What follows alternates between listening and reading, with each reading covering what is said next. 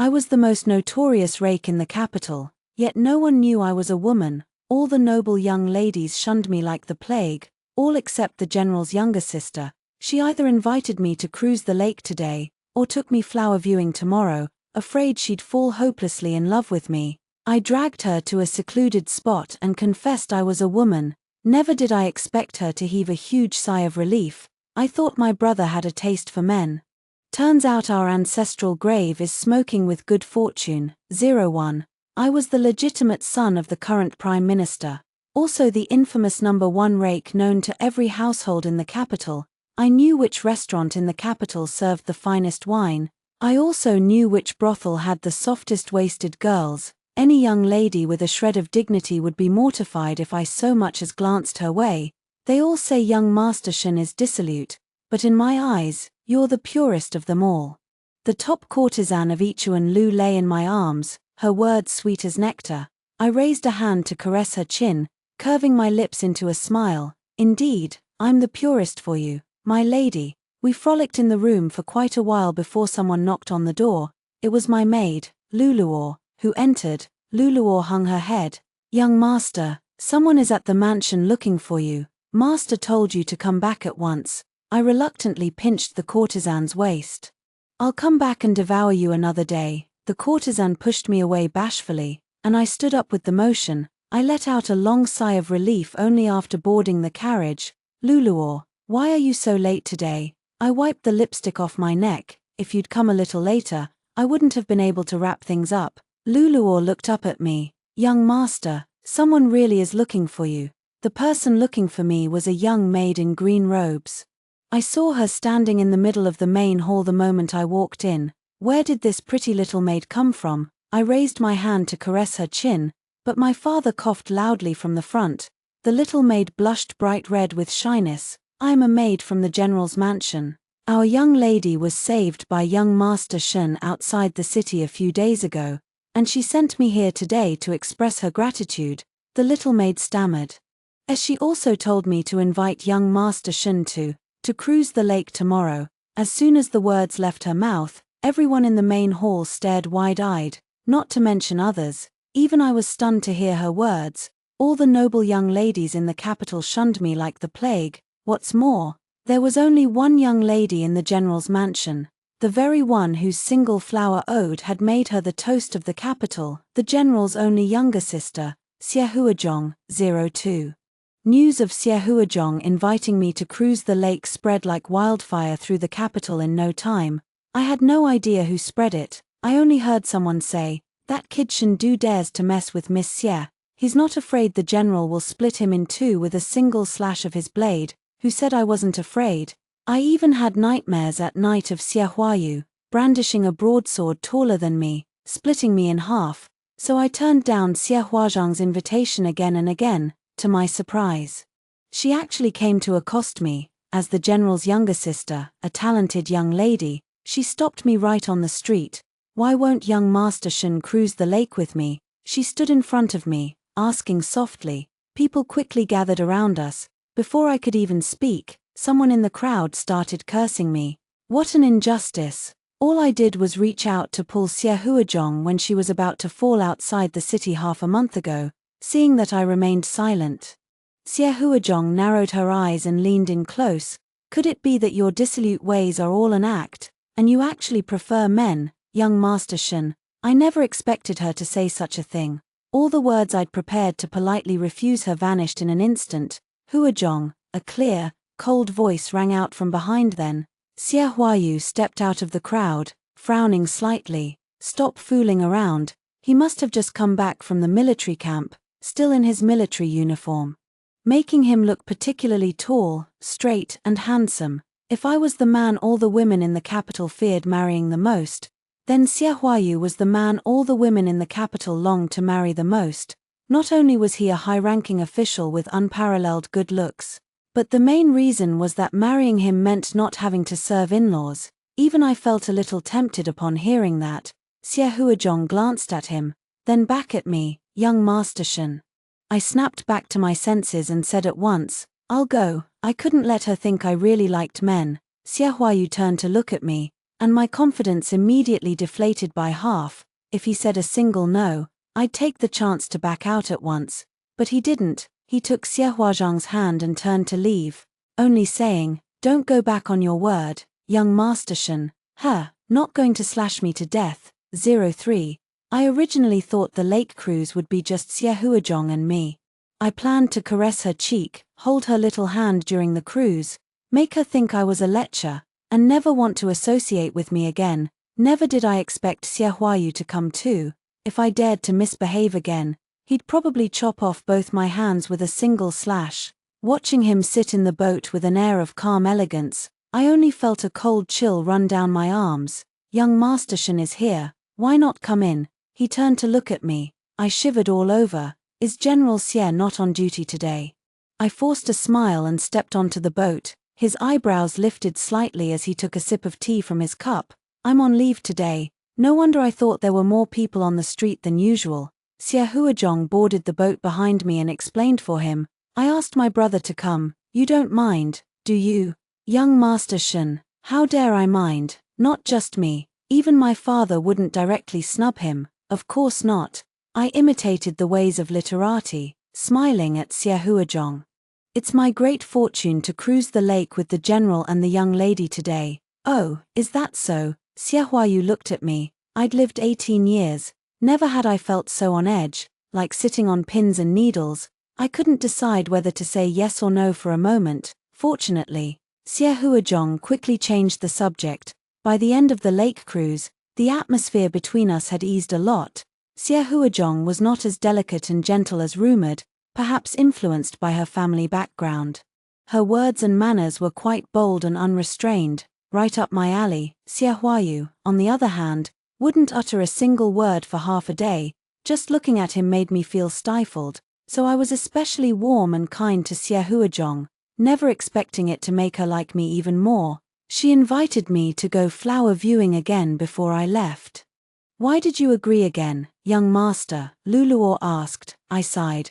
With that Yama Xie Huayu here this time, I couldn't act out. I'll take liberties with Xie Huazhang during the flower viewing, and I'm sure she won't invite me again next time. 04. Xie Huazhang invited me to go flower viewing outside the city on the 6th day of the 8th lunar month. I specially picked out a frivolous robe and even bought a box of gaudy rouge from the side of the road. Never did I expect Xie Huayu to be there again. "Is General Xie on leave again today?" I forced a smile. Xie Huayu looked up, scanned me from head to toe, and instead of answering, said, "You're quite flamboyantly dressed today, young Master Shen." I shot a sidelong glance at Xie Huazhang. "I like dressing like this on a regular basis. The ladies of Ichuan Lu say I look good in it." As expected, Xie Huazhang pursed her lips in disdain at these words. Naturally she'd disdain it. What chaste young lady wouldn't disdain a man who frequents brothels? Now that I'd said that, I decided to strike while the iron was hot and took the box of gaudy rouge out of my robe. "I'm extremely honored that Miss Xie has invited me time and again. This small gift is a humble token of my gratitude." I opened the rouge and handed it to Xie Huazhang as I spoke. Xie Huazhang looked at the rouge, then at Xie Huayu. She also took the rouge with a forced smile. "Thank you, young Master Shen." Things had been going quite smoothly up to this point, but for some reason, Xie Huayu glanced at the rouge and asked me, "Huazhang and I came together, yet you only gave Huazhang a gift, young Master Shen. Do you have ulterior motives for my sister?" "This, swear to heaven." I gave it to her precisely because I had no ulterior motives. I didn't expect the general to come today either. I hastened to explain. He nodded, seemingly finding what I said somewhat reasonable. Just as I let out a sigh of relief, he said, "Then you can make it up to me now." I froze for a moment. Could he not understand human speech? In the middle of nowhere like this, how was I supposed to make it up to him? He raised his handsome eyebrows and looked at a jade pendant at my waist. "This jade pendant is clear and translucent all over." He really had the nerve to ask for the moon. That box of rouge cost no more than 10 coins. This jade pendant was worth 5 taels of gold. I slowly pulled the jade pendant off and handed it to him. Gritting my teeth, I said, "If the general likes it, it's yours." Then I'll be obedient rather than polite.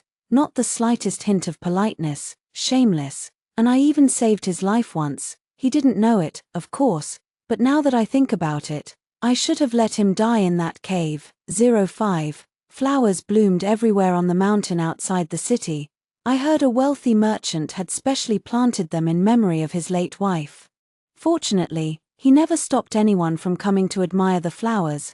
As time went by, every spring and autumn, the literati and refined scholars in the city loved to invite others to come here to view the flowers, watching the men and women either reciting poems among the flowers or playing chess in the pavilions. Another plan formed in my mind, since I couldn't lay a finger on Xiahuazhong, then paying court to other women in front of her would work too. Young Master Shen doesn't seem to be in the mood for flower viewing today. Xiahuayu walked beside me and asked abruptly. It startled me. I'd forgotten he was a normal man too. Compared to the flowers here, those young and beautiful women are the rare scenery. I winked at him. Don't you think so, General Xie? He froze for a moment, his dark eyes flickering. Flowers are flowers. People are people. How can they be confused? He coughed and replied with unusual solemnity. Liar. The tips of his fair ears were clearly flushed pink, but I couldn't be bothered with him, because I saw a familiar woman across the way, a lady from Qingyu Lu, it seemed. As long as I walked over and exchanged a few flirtatious words with her, I'd make sure Xiahuazhong was mortified, and she'd never dare ask me out again. The thought made me giddy, and I lifted my foot to walk across. I'd taken no more than 2 steps when I tripped over a broken branch on the ground, losing my balance. I was about to tumble forward. The path had been swept clean, but there were still a few pebbles and twigs scattered about. Even if I didn't scar my face, a fall would leave me sore for days. Just as I gritted my teeth and squeezed my eyes shut, someone looped an arm around my waist and yanked me back up. I opened my eyes to find Xiahuayu's face inches from mine. He was so handsome, even more so than 2 years ago. Then Xiahuayu let out a laugh, and I jolted out of his arms in a fright. I watched him twirl his fingers. Young Master Shen's waist is rather softer and slimmer than most men's, it seems. 06. Xiahuayu's words kept me tossing and turning all night. Don't worry, young master, not even the eldest palace maids could tell, let alone a general who spent all his days in the military. Luluor saw the dark circles under my eyes and hurried to comfort me. She used a jade hairpin and silver crown to pin my long hair high at the back of my head. In the mirror, a dashing young man appeared at once. No one who saw me would ever guess I was a woman. I let out a sigh of relief. You're right, even the maid by the Empress's side praised my good looks the other day. Luluor nodded. Exactly. She went on tidying my robe. Besides, I heard that since there are no women in the military, quite a few men have a taste for other men. Her words died on her lips as the folding fan I'd just picked up clattered to the ground. A taste for other men. My eyes flew wide open. It was fine until Luluor said it. Now her words brought Xiahuayu's remark rushing back to my mind. That was the very line I used to flirt with the courtesans every day, which meant Xiahuayu didn't know I was a woman, and he'd just flirted with me. Good heavens. The thought gave me nightmares for several nights in a row. Later, Xiahuazhong invited me out a few more times, but I turned her down every time, claiming illness. I didn't step foot outside the mansion for the next half-month. I didn't even go to the brothels or restaurants, terrified of running into that living llama Xiahuayu the moment I left the house. This unusual behavior finally drew my mother's attention. Why haven't I seen you go out these days? She sat in my room and asked before even taking a sip of her tea. I looked up at her and sipped my tea in silence. If I told her that Xiahuayu not only preferred men, but might have taken a fancy to me, I'd scare her into having nightmares too. Seeing I wouldn't speak, she sighed. Is it because of Miss Xie? It's because of her brother. Don't worry, mother. I won't offend General Xie. I knew her worries and set down my teacup. The general is much favored by His Majesty these days, and I know full well the stakes involved. She looked at me when she heard that, a faint trace of guilt softening her gentle features. I knew what she was about to say and cut her off at once. I joked, Mother, Miss Xie has a wonderful personality and temper. You'd surely like her if you met her. To my surprise, she didn't smile. Instead, she looked even sadder. Just then Luluor came running in. The panic on her face filled me with a bad premonition. What's wrong? I asked her. She glanced at my mother and whispered, General Xie is here. 07. Xie Huayu was here. Luluo said he'd come to see my father and had been shown to the study the moment he entered the mansion. I thought the day would pass without incident, until I saw Xie Huayu take a seat at our dining table. He sat across from me, exchanged a few words with my father, then looked up at me. I heard young Master Shen has been unwell lately. Are you feeling better? My hand slipped on my chopsticks. Everyone at the table turned to look at me, who'd been as fit as a fiddle. Even climbing a tree and breaking a branch just the day before. I hurried to pick up the chopsticks that had fallen on the table and forced a smile at Xie Huayu.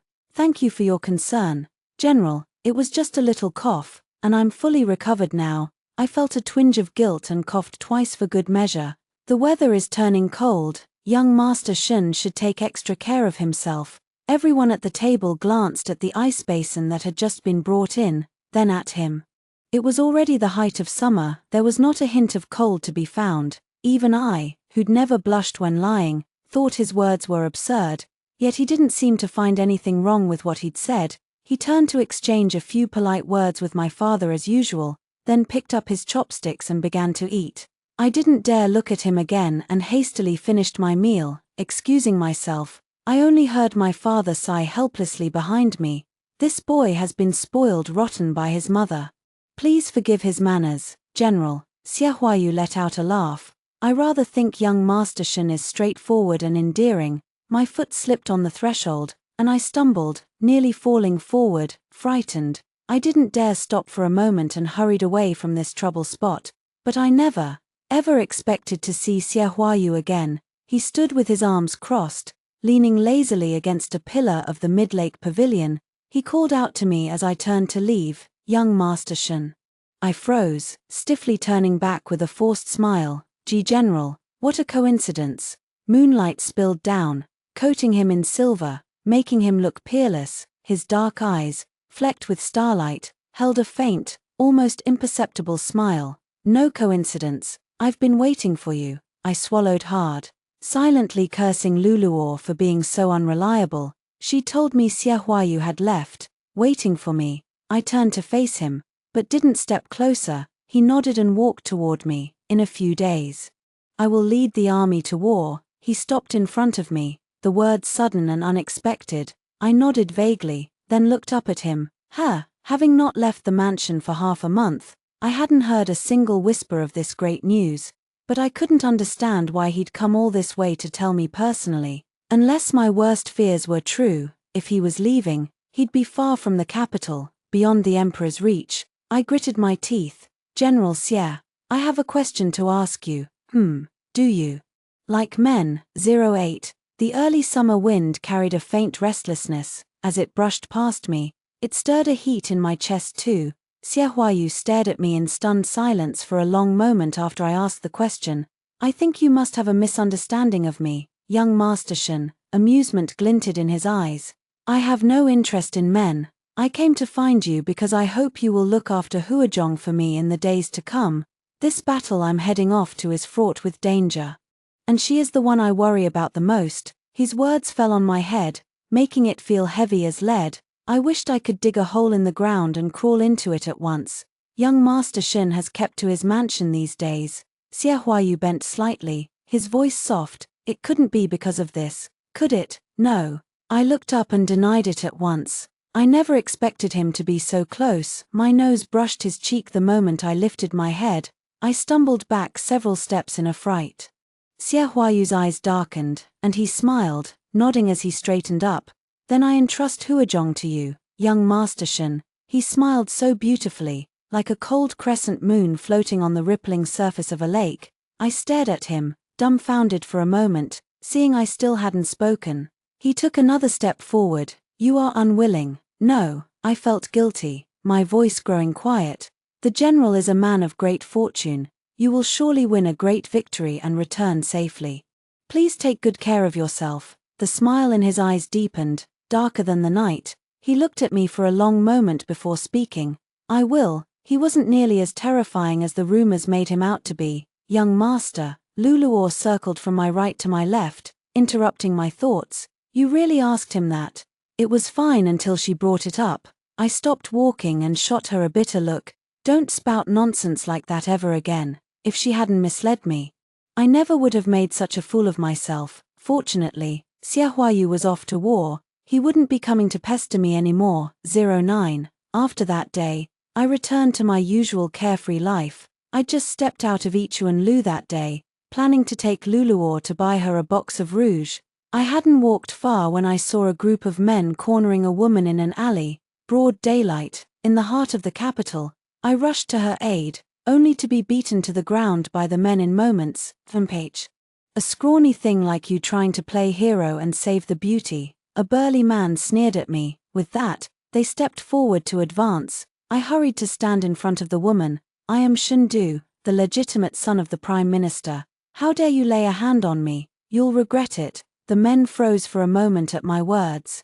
Everyone in the capital knew who I was. To my surprise, they came to their senses and dropped to their knees at once. I jumped in shock. Had my reputation become that fearsome? Before I could speak, the burly man said, "Your Highness, you are to enter the palace to see His Majesty tomorrow. Stop your nonsense and come back with us at once." The woman behind me let out a cold snort and stepped out from behind me to stand in front. She looked back at me and smiled. "Shendu, I'll remember you." By the time Luluor arrived with help, I was the only one left in the alley, a bruise blooming on my lip. I blinked. That was the Princess of Hawkin, who had entered the capital a few days earlier. A terrible premonition settled over me, a very terrible one. It wasn't until the next day, when my father returned home from court. "Princess Shuya has come to the capital to form a marriage alliance with the great Jew." He looked up at me across the dining table. My hand shook on my chopsticks. A marriage alliance with the great Jew. The emperor had only 4 sons, all of whom were already married. He went on, "I heard you met her outside the palace yesterday." I shot to my feet at once. "Father, I want to join the military." 10. My mother was utterly against my decision to join the military. Am I really supposed to marry that Princess Shuya? It would be not only an act of treason, but a slight to the Mongolian tribes. Even the death of 9 generations of my family would be a light punishment. My mother knew full well the stakes, and for a moment she could not speak, tears spilling down her cheeks. I patted her back to comfort her. Not only do I know General Xie, but with father's reputation preceding me, no one in the military would dare to make things difficult for me. "Don't worry, mother." Though I said the words, I was a little scared myself. After dismissing everyone, I hid under the covers and shed a few silent tears. I did not sleep a wink all night. Before dawn the next day, I walked into the military camp. By the time my father sent a letter telling me that Princess Shuya indeed wished to marry me, I had already left the capital with the army. His Majesty did not suspect a thing. Instead, he praised me for growing up and finally maturing.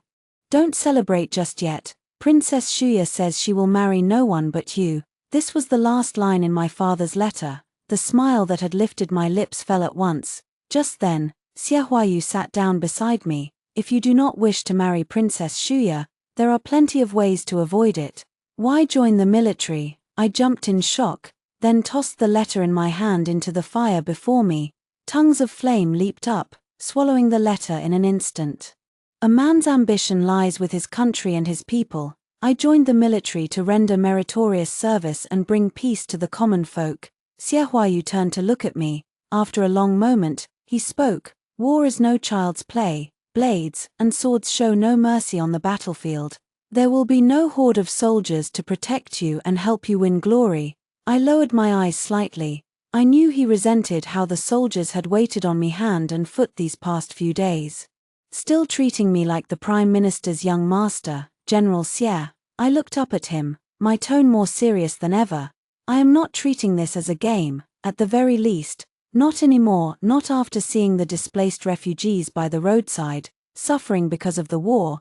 I could no longer take this lightly." Xia Huayu stared at me in silence. The firelight flickered in his dark eyes. After a while, he stood up. "Shendu, after tomorrow, if you try to leave, you will be a deserter.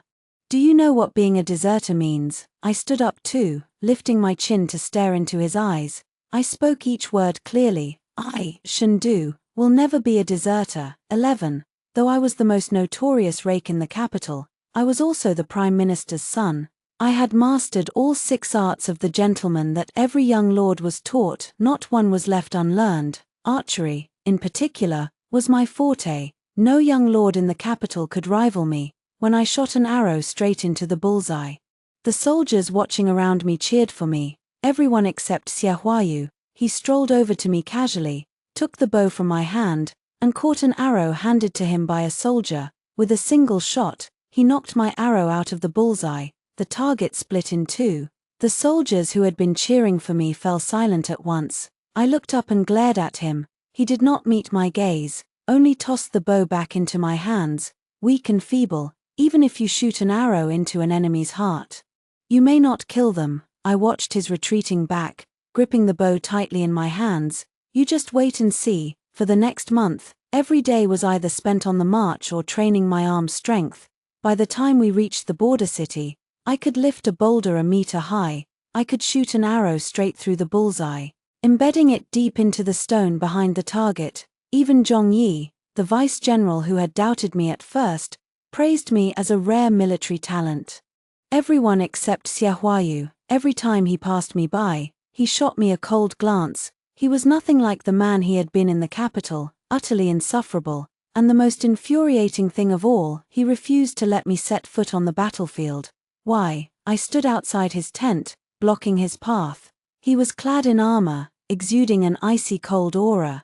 This is a military order. He did not look at me, stepping around me and walking away without a second glance. I turned to chase after him, only to be held back by Zhong Yi. Shendu, military orders are like mountains, unbreakable.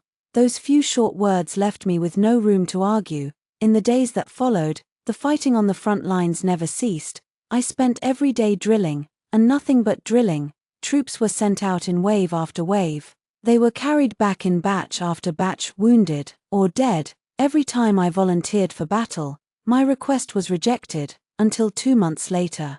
When Xiaohuayu fell into an enemy ambush in Black Tiger Mountain, he went missing. When the news came, my arrow missed the target for the first time.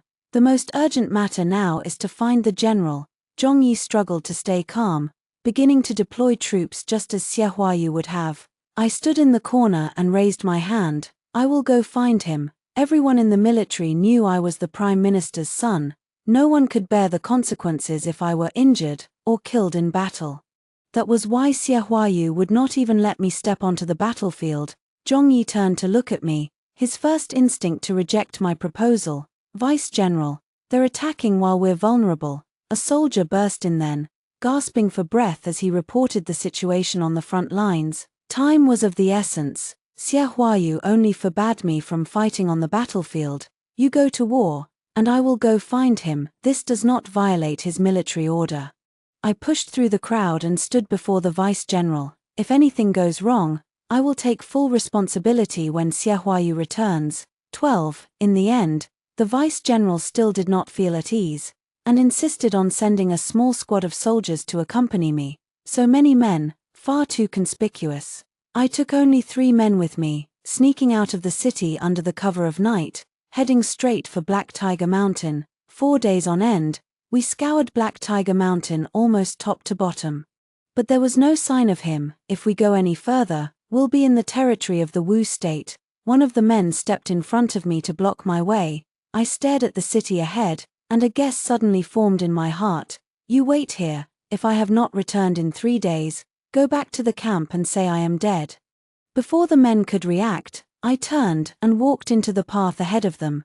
Qiong City was a border city of the Wu state, garrisoned with troops and stockpiled with plenty of grain and forage. As such, entry and exit were heavily guarded. I traded a jade pendant with a peasant family outside the city for a peasant woman's clothes, and bargained with the gate guards for a long while before I was finally allowed to enter the city. Qiong City was not small. Finding a single person would be no easy feat. Staying the night alone. Madam, someone knocked on my door that night. The man was a stranger, with a hint of roguishness about him, yet I recognized him by his eyes. He was Xiaohuayu, who had been missing for days. I came all the way into the city to find you, didn't I? I said, feigning a petulant pout, awkwardly playing the part. You've been gone for days. Have you abandoned me? He froze for a moment. Then he wrapped an arm around me and pulled me into the room. Do not be angry, my wife. Tomorrow I will take you to buy the prettiest rouge in the city. He stepped into the room as if it were the most natural thing in the world. He did not ask why I was disguised as a woman. He did not ask what I was doing here. He only lowered his voice, a faint edge of anger in his tone. Are you tired of living? Coming here? If you had not disappeared without a trace, I would not have had to come here.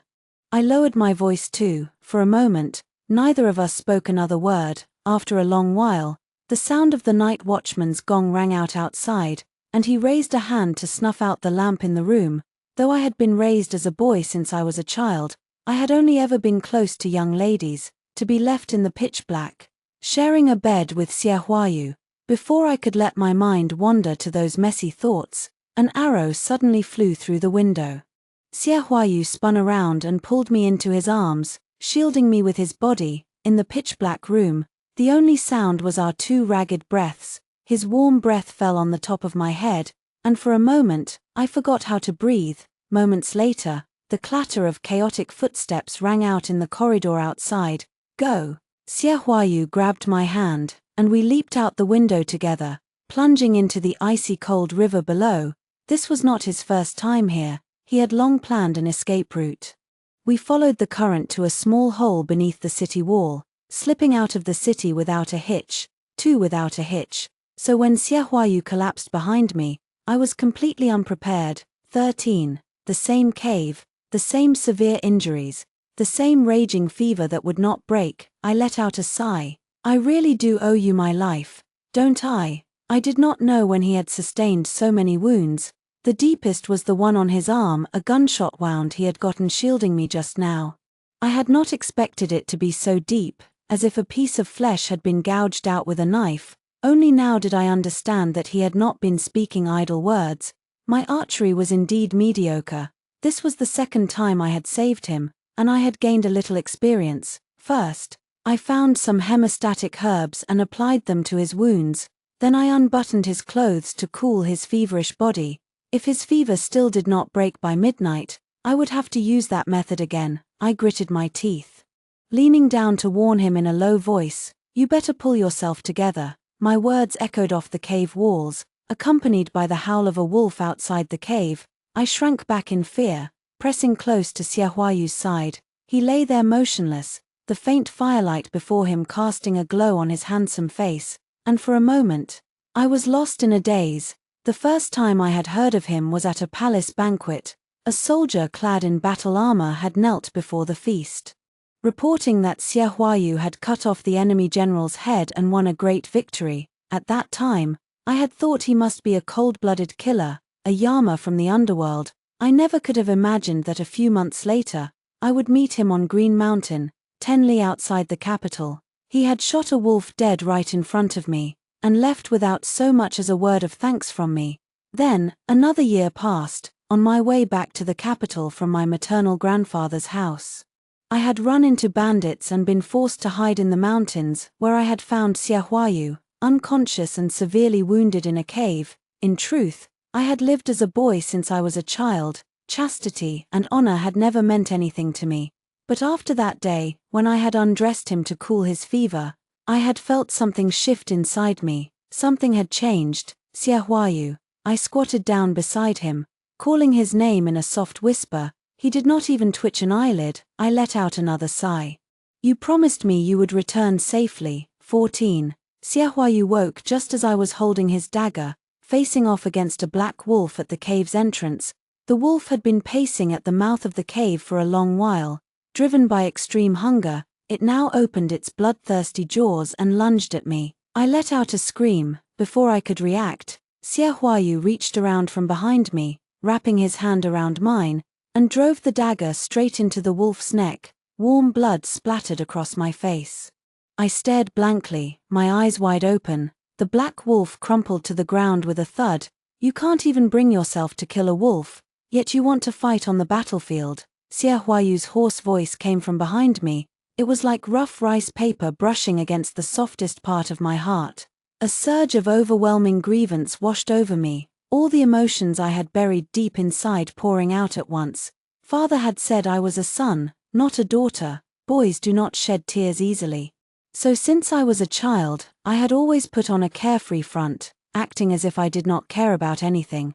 I had only cried 3 times in my life, all hidden away under the covers, alone.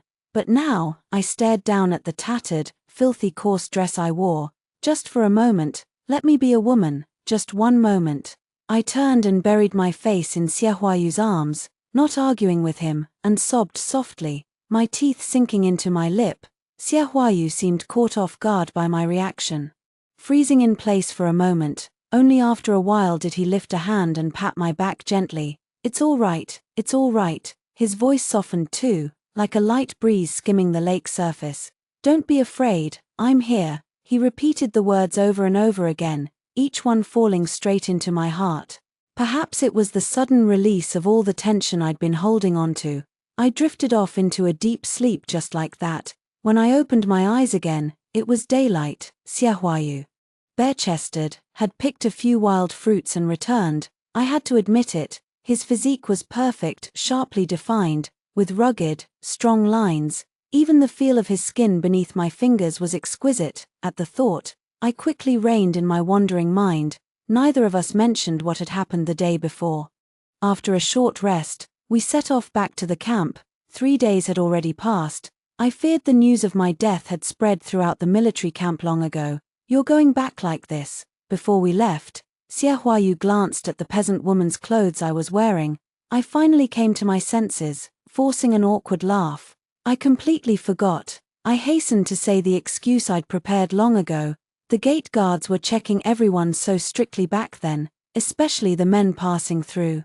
I had no choice but to disguise myself as a woman. How do I look? Convincing, right? I blinked deliberately at him, putting on a coquettish act. He averted his gaze, the tips of his ears flushing pink. Not at all. 15. Xiaohuayu's injuries were serious. He had barely managed to stagger back to the camp before collapsing again. He hadn't let out a single groan the entire way back, and I'd thought his wounds were improving. Fortunately, they were all external injuries. The military physician prescribed a few medicinal decoctions to bring down his fever, saying he would be fine after a few days of rest. I just felt terribly guilty. So since his arm injury made it hard for him to move, I took care of almost everything for him. As luck would have it, Xiaohuajong burst in just as I was helping Xiaohuayu get dressed.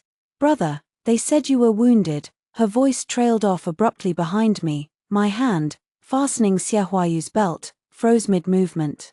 It seemed Luluor hadn't been talking complete nonsense after all. Anyone walking in on this scene now would surely think Xiaohuayu and I were lovers of the same sex. I shot him a glare. If he hadn't insisted I help him put on his outer robe, this never would have happened. Miss Xie, what a surprise. I turned around awkwardly, only to see a woman standing behind Xiaohuajong. Princess Shuya is here too. 16. Xiaohuajong was here. Shuya was here too, overnight. I became the talk of the entire military camp, the subject of every soldier's after-meal gossip. Young Master Shen is something else, 2 beautiful women fighting over him. I walked past the man and kicked him to the ground. Watch your tongue, or General Xie will have it cut out, I warned him through gritted teeth. Then I trudged off again to wait on Xiaohuayu, my face long. If I'd felt a little resentful about taking care of him before, now his tent was the only safe haven I had. You don't seem to like Huajong much. Xiaohuayu lay on his side on the couch, watching me with a smile. I dare not, I dare not. Then you don't like Princess Shuya. I dare not, I dare not. I wrung out a cloth and walked over to him, my heart heavy with frustration. I'd lived 18 years. Never once had I thought women could be such a hassle. Then do you intend to marry them both? I waved my hands hastily. I don't have such good fortune. Xiaohuayu lay back down, letting me wipe his arm. His eyes crinkling with a smile, a hint of mischief hidden in their depths that I failed to notice. He spoke softly. If that's the case, I have an idea. I looked up at him. What idea? No sooner had the words left my mouth than he reached out and grabbed my arm. At that moment, the tent flap was lifted. He tugged my hand, pulling me down onto the couch, half lying in his arms. I couldn't see who had come in. I only heard a sharp intake of breath. Xie Huayu wrapped one arm around my waist, the other pressing my head against him, and glared at the intruder. "Get out." "Yes, yes, right away." It was Zhongyi's voice, filled with panic. Then came the sound of the tent flap being pulled shut as he fled.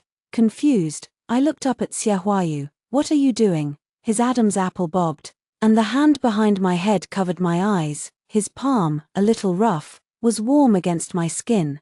This is the idea. 17. That damned Xie Huayu. After that day, the entire military camp was convinced that I was in a homosexual relationship with him. I really am not. I grabbed Zhongyi, trying my best to explain. "I just tripped and fell that day. That's all." Zhongyi looked at me as if I were a ghost. Yanking his hand free, he stepped back, bowing respectfully to me. "You've sacrificed so much." "Sacrificed what? How have I sacrificed anything?" This whole thing hit me hard. The only silver lining was that Xie Huazhong and Princess Shuya believed the rumors too. Princess Shuya, who had been practically glued to my heels every day, now avoided me like the plague whenever she saw me. Xie Huazhong didn't avoid me, though. She pulled me into a secluded corner, staring at me, hesitant to speak for a long while. "Is it true that you prefer men?" Despair flickered in her eyes. To be honest, after only a few encounters in the capital, I had no idea what she saw in me. Shuya I could understand, but she was a noble lady of the capital. She of all people knew how notorious my reputation was. "No," I sighed, "but Miss Xie, I will not marry you, nor will I marry Princess Shuya." She blinked, the despair in her eyes fading half away. "Then who do you want to marry?" "No one." Despair settled over her again. "You do prefer men." It was impossible to reason with her. "Miss Xie, I'll tell you a secret. You must swear not to tell anyone else. Swear it." Her eyes lit up with curiosity as she raised her finger. "I swear." I leaned in close to her ear. "I'm a woman." Her eyes grew wider and wider, and finally she turned to look at me in utter disbelief. I nodded. The shock in her eyes slowly turned to excitement. Finally, she nearly jumped for joy. She was acting so strange. Both the Xie siblings, it seemed, were a little odd. 18. Everyone except Xie Huazhong still firmly believed that I not only preferred men, but was deeply in love with Xie Huayu. Furious, I stormed into Xie Huayu's tent. "Rumors are spreading everywhere. You have to take responsibility for me." I never expected to find him in the middle of changing clothes. He was down to nothing but his undergarments. He turned to look at me, a faint, teasing smile playing on his lips. Now who should be taking responsibility for whom? I quickly turned my back to him. Then I remembered I was supposed to be a man, and forced myself to turn back around. "It's not like I've never seen you like this before." He blinked. "Then I suppose I really do have to take responsibility." 19. Xie Huayu was leaving the city again. Even though I was still angry with him, thinking of what had happened last time, I couldn't help but warn him, "Be careful." He didn't even lift his head. "You're coming too." I froze for a moment. Then it hit me, he was actually allowing me to go to the battlefield. I immediately leaned in close. "Really, really?" He took a small troop of men and me, saying we were going to scout out the enemy's military situation. And then what happened? Xie Huazhong sat under the peach blossom tree, her chin resting in her hands, asking me. I took a sip of tea, awkwardly straightening my messy skirt. Then I died, of course. We'd walked into an enemy ambush at a mountain pass. At the time, I'd braced myself for a fierce battle, determined not to hold the others back. Never did I expect it to be an elaborate ruse staged by Xie Huayu himself, a ploy to let me fake my death and escape, a golden cicada shedding its shell. Xie Huazhong patted my head gently, a hint of pity in her eyes. "Adu. My silly Adu. From now on, you can finally be your true self. Though it does mean my brother got the better of this deal." End of main text. Xie Huayu's extra chapter. When I was 8 years old, my parents both died in battle, leaving only my younger sister Xie Huazhong and me to depend on each other. Life was hard without my parents' protection, living under the roof of relatives. I first met Shendu when I was 14, she was only 10, to claim the military pay owed to my family. My uncle sent me to the military camp. Xie Huazhong cried her heart out outside the camp gates. That was when Shendu appeared. He handed Xie Huazhong a handkerchief. saying it was a good thing for a man to build his career and render meritorious service. A delicate, exquisitely beautiful young master, dressed in fine silk and luxurious clothes, he had no idea of the hardships of the world. At that moment, I vowed that one day, I would let Xiahuazhong live a life like his.